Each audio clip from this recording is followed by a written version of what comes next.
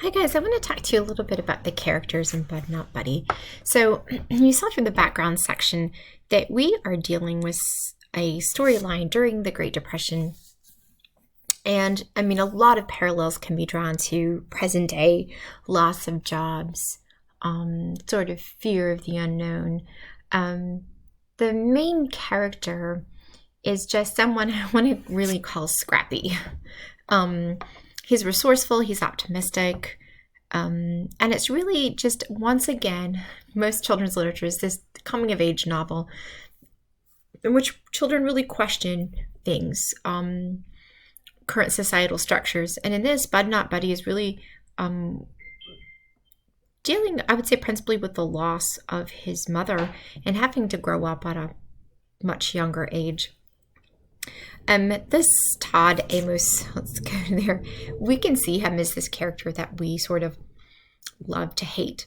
It's interesting in the book, I don't believe them mentioning race, but in the character board, he's portrayed as a white character. And we see that the Amos family had more power and more wealth than Bud.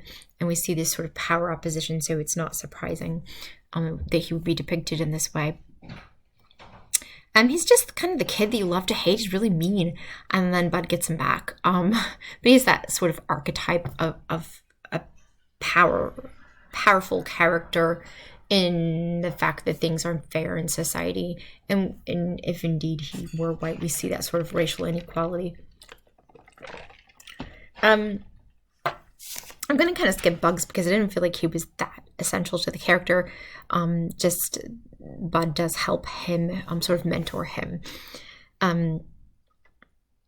Des Malone, she has this sort of almost exotic characteristic, and she's very nurturing and loving and sort of takes on a motherly role.